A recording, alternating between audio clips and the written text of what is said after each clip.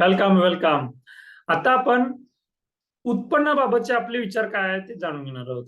मला तुम्हाला एक प्रश्न विचारावासा वाटतो, उत्पन्न म्हणजे काय? मला वाटेल की मी हा मुद्दामून का असा प्रश्न विचारतोय. तर या प्रश्नाचं उत्तर ज्यावेळेस आपल्याला कळतं त्याच वेळेस खऱ्या अर्थानं आपला विचारांचा दृष्टिकोन मोठा होतो. तुम्ही म्हणाल की उत्पन्न म्हणजे आपण जिथं वेळ आणि आपली ऊर्जा देतो त्याच्यातून जो काही मोबदला मिळतो ते उत्पन्न, असंच असेल तुमचं उत्तर मोस्टली. पण तसं नाहीये, याच्यामध्ये कुठेतरी एक मिसिंग लिंक आहे. ही मिसिंग लिंक जर समजली तर खऱ्या अर्थानं उत्पन्नाचा अर्थ तुम्हाला समजेल, आणि ज्या क्षणाला तुमचा उत्पन्नाचा अर्थ समजेल त्या क्षणाला तुमचा विचारांचा दृष्टिकोन बदलेल.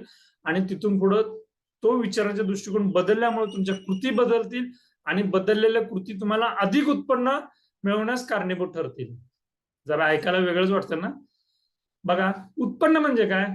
तर तुम्ही म्हणाल की तुमचा वेळ आणि तुमची ऊर्जा देऊन जो मोबदला मिळतो तो उत्पन्न.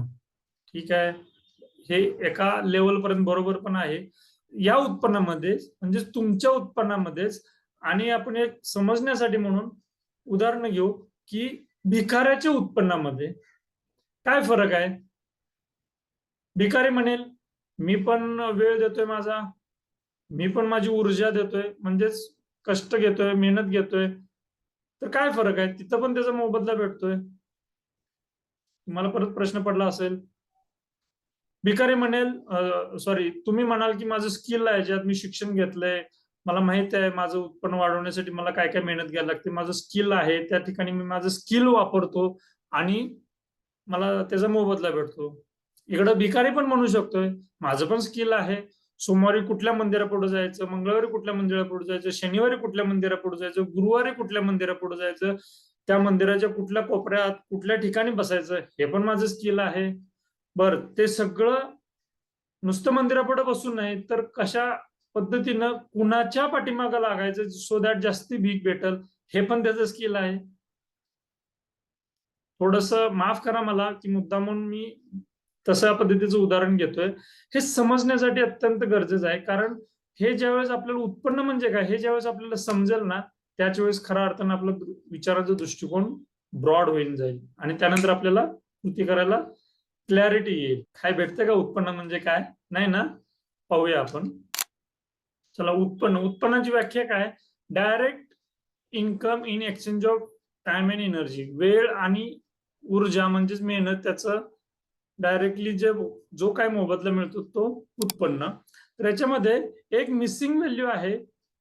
मिसिंग काय आहे? ते आहे व्हॅल्यू. व्हॅल्यू म्हणजे मूल्य. मग तुम्ही जी काय मेहनत घेता, जे काय कष्ट करता, त्याची व्हॅल्यू किती आहे, तुम्ही तुमच्याबद्दलची व्हॅल्यू काय आहे, हे व्हॅल्यू, हे मिसिंग लिंक आहे. तुमचं आत्ममूल्य काय आहे, तुम्ही तुमच्या शब्दालाच तुम्ही किती रिस्पेक्ट देतात, तुम्ही तुमच्याबद्दलची तुमची मतं काय आहेत, हे जे आहे हेच खरं मिसिंग आहे. तुम्ही ज्या वेळेस तुमचं आत्ममूल्य वाढवायला मेहनत घ्याल, तुम्ही तुमचं आत्ममूल्य वाढवण्यासाठी म्हणजे तुम्ही जो विचार करता ते कृतीत आणता का, तुम्हाला जसं वाटतं तसं तुम्ही करता का, तुम्ही केलेल्या गोष्टीला रिस्पॉन्स भेटतो का, हे सगळं हे इम्पॉर्टंट आहे उत्पन्न वाढवण्यासाठी. हे ज्यावेळेस समजेल त्यावेळेस खऱ्या अर्थानं उत्पन्न वाढायला मदत होईल. तुमच्या व्यक्तिमत्वाचे वैयक्तिक आणि व्यावसायिक मूल्य बाजारामध्ये काय आहे याचे रूपात्मक प्रतिबिंब म्हणजे तुमचं उत्पन्न. बाहेरचे घटक जसं कौशल्य, अनुभव, शिक्षण, ठिकाणी सर्व दुय्यम घटक असतात. तुम्ही तुमच्या व्यक्तिमत्वाला किती महत्व देताय हे यातलं की टेकआउट आहे. मूल्य, स्वतःविषयीची धारणा, स्वतःला काय वाटतं, स्वतःबद्दल स्वतःला काय वाटतं, आपलं दिसणं, आपलं वागणं, आपलं बोलणं, आपलं चालणं, आपल्या अस्तित्वाबद्दल आपल्याला काय वाटतं, आणि तुम्ही काय करता किंवा कोणती सेवा देता, हे दोन्हीचं मिळून आपलं मूल्य ठरवलं जातं. हे अत्यंत महत्वाचं आहे. हे ज्यावेळेस समजेल, पहिल्यांदा काय कळणार नाहीये, पण हे शोधण्यासाठी आपण ज्यावेळेस मेहनत घेऊ त्यावेळेस हळूहळू कळत जाईल, आणि हे एकदा कळलं की आपलं उत्पन्न वाढायला नक्कीच मदत होणार आहे. आता दुसरी गोष्ट, आपल्याबद्दलचे आपले विचार कसे असू शकतात बघा. I am not good enough म्हणजे मी तेवढा पात्र नाहीये, की मी तेवढा कुशल नाहीये, माझ्याकडे तेवढे स्किल्स नाहीयेत, असं न कळतपणे आपण बोललं जातं. किंवा मला जमेल की नाही माहित नाही, अशा मर्यादित स्वरूपाचे आपण विचार घेऊन जगत असतो. मग त्याला कारणही तसेच असतात.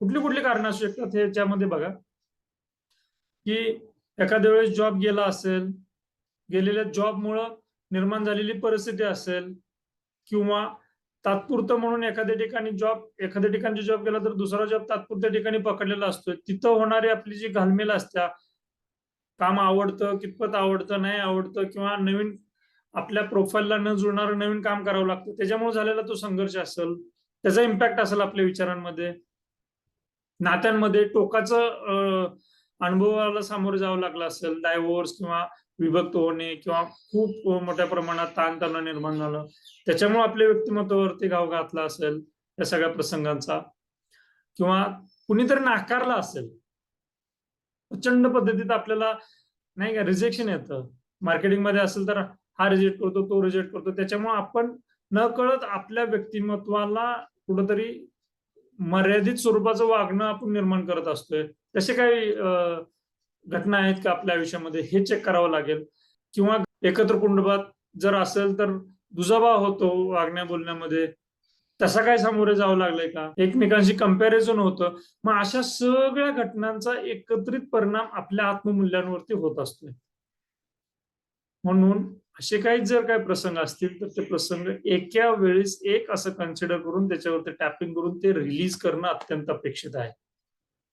हे जोपर्यंत रिलीज होत नाही तोपर्यंत खऱ्या अर्थानं आपलं मूल्य काय आहे हे कळणार नाही, आणि जोपर्यंत आपलं मूल्य कळत नाही तोपर्यंत आपली नेमकी सेवा म्हणजेच आपण इतरांच्या मदतीस कसं पडू हे कळणार नाही, आणि हे जोपर्यंत कळत नाही तोपर्यंत खऱ्या अर्थानं त्याचं उत्पन्नात रूपांतर होणार नाही.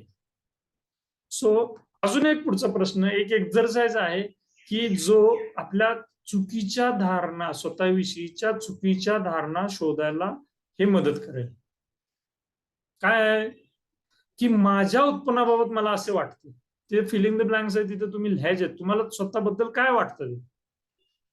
हा एक्झरसाइज अत्यंत महत्वाचा आहे, आणि हा पिरियडिकली करायचा आहे. म्हणजे आज आता आपण करतोय तर काही दिवसानंतर 2-4 महिने गेले तर हा परत स्वतःला प्रश्न विचारायचा, 6 महिने गेले, वर्ष गेले तर परत स्वतःला हा प्रश्न विचारायचा आहे की माझ्या उत्पन्नाबाबत मला असे वाटते काय, की उत्पन्न खूप कमी आहे, उत्पन्न अपुरं आहे, हे माझ्या भविष्यासाठी पुरेसे नाही आहे, हे माझ्या दैनंदिन खर्चासाठी कमी आहे, हे कमी असल्यामुळे मला खूप टेन्शन येतं, माझ्या मुलांच्या शिक्षणासाठी मी कसं तरतूद करेन, ह्याच्यामुळं हे कमी असलेल्या उत्पन्नामुळे मला खूप दबाव वाटतो, माझ्या रिटायरमेंटसाठी किंवा भविष्यासाठी मी कशी तरतूद करू, हे असंख्य प्रश्न येतात.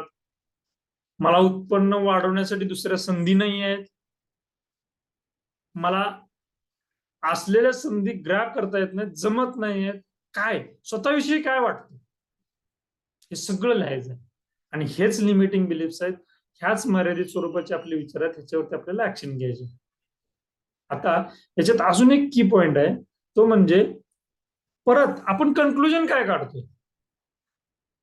म्हणजे स्वतःला काय म्हणतोय, म्हणजे माझ्याकडं मला ऑपॉर्च्युनिटीचं सोनं करता येत नाहीत का, मला माझं उत्पन्न वाढत नाहीत का, माझं उत्पन्न कमी आहे म्हणून मी मोठमोठ्या गोष्टींसाठी लायक नाही आहे का, याचा अर्थ मी काय आहे, मला काही जमत नाहीये, माझी काही लायकी नाहीये, तेव्हा मला ऑपॉर्च्युनिटीज येत नाहीत, नेमकं काय वाटतं स्वतःविषयी, हे सगळं लिहायचं आहे, आणि याच्यावरती आपल्याला स्वतंत्रपणे टॅपिंग करायचं आहे.